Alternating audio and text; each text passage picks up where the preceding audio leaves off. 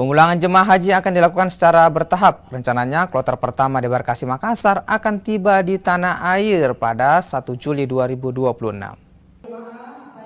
Kementerian Haji dan Umroh Sulawesi Selatan mulai mempersiapkan kepulangan jemaah haji dari Arab Saudi. Dijadwalkan jemaah haji kloter pertama debarkasi Makassar akan tiba di tanah air pada 1 Juni 2026. Kloter 1 ini berasal dari Kabupaten Sopeng, Sulawesi Selatan. Ya, insya Allah embarkasi Makassar akan menerima kloter pertama pada tanggal 1 Juni jam 22.30 ya.